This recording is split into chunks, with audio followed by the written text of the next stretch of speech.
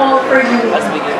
That we wanted a student-centered government and we wanted a one-student body undivided. Pero natanong nila ba, paano at kailan tayo nagkaiba-iba? Personally, I offered myself to the university as a debater. I spent majority of my days filing papers with Ms. Leah for competitions. I spent majority of my nights training for tournaments. And I spent majority of my weeks going to different places to represent the university. And across all those times, I saw different universities, different student governments offering genuine student services to their own constituents.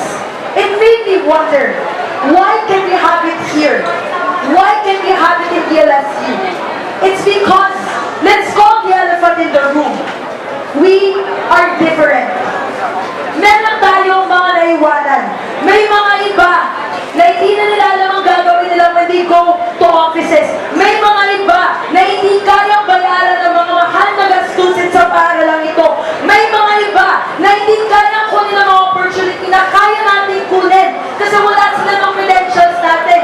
May mga iba na feeling nila naiwan sila kasi naiiba ang ugali nila. At may mga iba na nangangarap na sana hindi lang para sa universidad, pero para rin sa Pilipino. Paano tayo nagkaiba-iba? It's because to begin with, we must recognize that if I want good communication systems, I shouldn't only be talking to you. I shouldn't just be hearing you. I should start listening to you. And that's exactly what we did this year. We gave you a platform that not only we thought you deserved or want, we gave you a platform that we thought you needed in all of the halls of De La Salle University. We gave you this platform.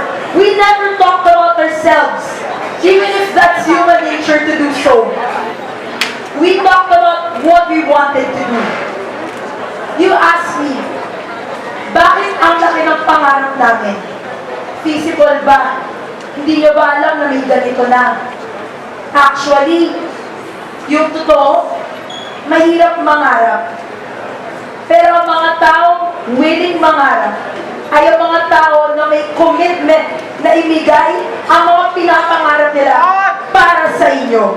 And that's exactly what we want to do as your tapat leaders. We want to give you a one-student body undivided so that everyone who is left behind can band together with us so that together we can give you what you need. We can give you what you want. And most importantly, dahil Lasaliano kayo, we can give you what you deserve. Now, if you heard our speeches, rarely do I even talk about what I want to do for the office of the Executive Secretary. It's because, quite simply, my job is very introspective. Lahat ng gagawin ko ay sa loob ng USG. Ayusin ko yung office. I will take charge of the files. I will create training programs because the Constitution mandates me to do so. But I took this thankless job because I understood that it is through creating a system and a culture within the university student government of genuine student service that we can give you the government that you deserve. Allow me this time talk about what I want to do specifically, aside from the safe space policies that I talked about majority of the time. 3 things. Number 1, I want to take the next step. And that means that more than just giving you the programs, more than just giving you the modules about how to do your jobs properly, I also want to connect with the students. I want to start understanding why they thought the USG was not relevant. There are a plethora of reasons, but we cannot be blind to them. We must start asking why, instead of thinking in a room and understanding for ourselves why we think they think that way. It's time we start asking them. Number 2, what I want to do is to change our information systems. Pwede kaming gumawa pa ng napakaraming information systems, pero ultimately, communication is two-way. We can give you all this information, but if you don't want to accept them, you will never get them. That's why the first thing that we have to do is to make sure the information we provide you are information that is relevant to you, projects that you need, programs that you deserve, and more importantly, the things you need to hear about. Number 3, what I want to establish is a culture of bravery, of courage. I admire student government. We have to give them credit for what they've done.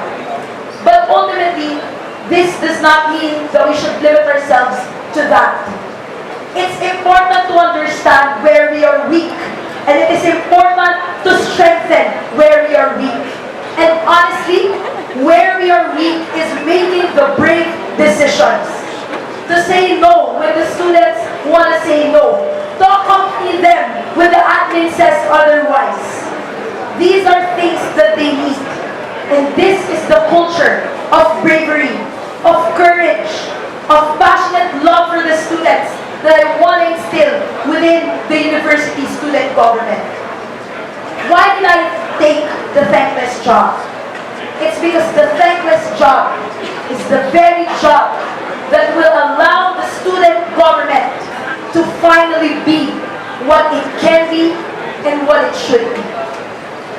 Hindi na ako magsasalita kung ano ang pangalan ko, may word para doon.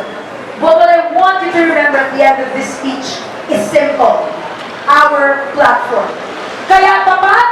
Undivided!